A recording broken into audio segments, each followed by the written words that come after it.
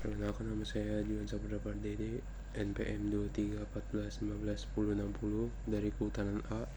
Di sini saya akan membacakan opini berita dari Kompas Selasa 16 April 2024 yang berjudul Kembalikan Sentralitas ASEAN, yang dibuat oleh Andrianus Harsawaskita dari dosen FISIP Universitas Katolik Parahyangan. Setiap paragraf memiliki kata serapan, dan saya sudah merangkum.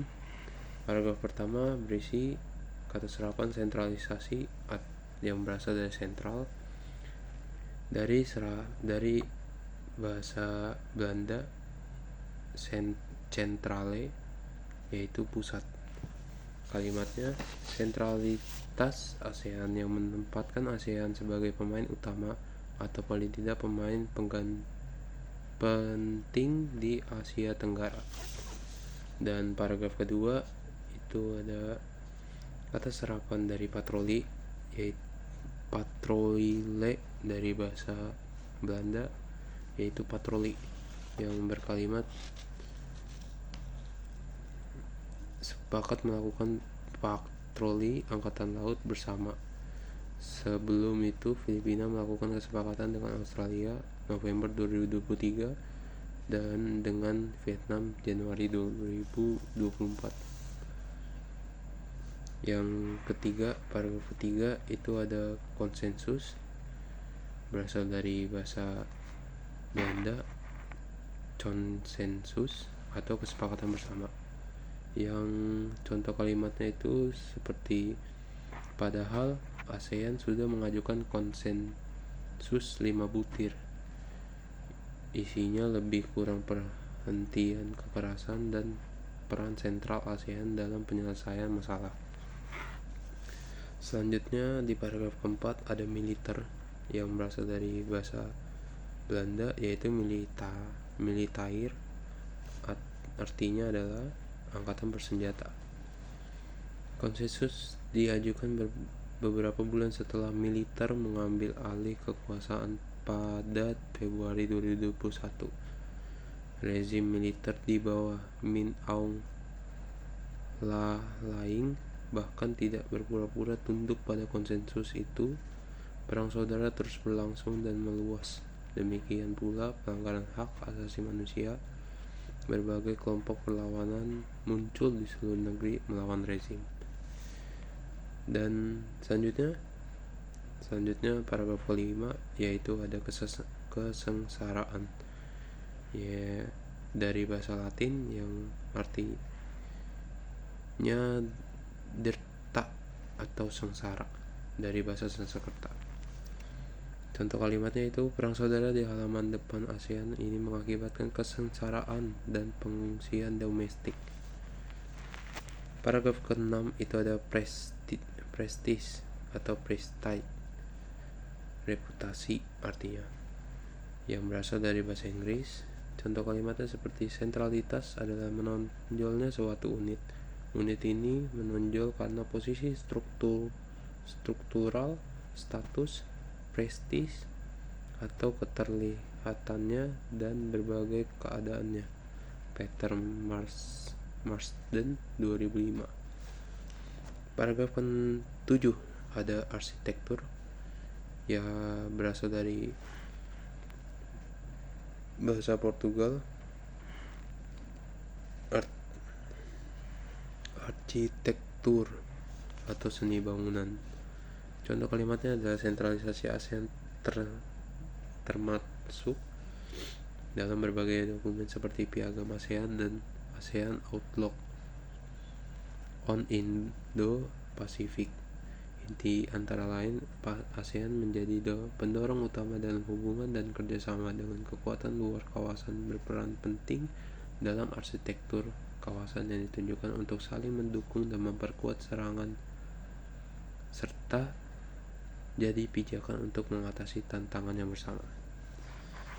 Selanjutnya paragraf ke-8 ada aktor, dari bahasa Belanda yaitu aktor, maksudnya dari bahasa Inggris aktor atau pemeran.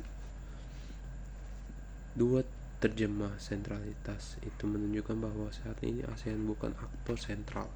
Itu contoh kalimatnya. Selanjutnya di paragraf 9 tidak ada kata serapan yang ada pada kalimat ini pada koran atau opini yang ada di sini. Paragraf ke-10 ada risiko, dari bahasa Belanda yaitu risiko, atau artinya bahaya atau akibat. Di LCS, publik Indonesia sudah mengemukakan apa sumber ancamannya. Hasil survei Maret 2024 Indonesia Strategic dan Defense Studies bersama dengan Litbang Kompas menunjukkan 80% masyarakat percaya bahwa kehadiran Cina di LCS menjadi ancaman bagi negara ASEAN termasuk Indonesia. Yang ke-11 yaitu identik, yang berasal dari bahasa Belanda yaitu identiek atau tidak berbeda artinya. ASEAN berlindung di balik prinsip tak berpihak dan pertarungan negara besar. Inilah prinsip bebas aktifnya Indonesia, 3 tidak, dan Vietnam bambu bengkok mengikuti anginnya.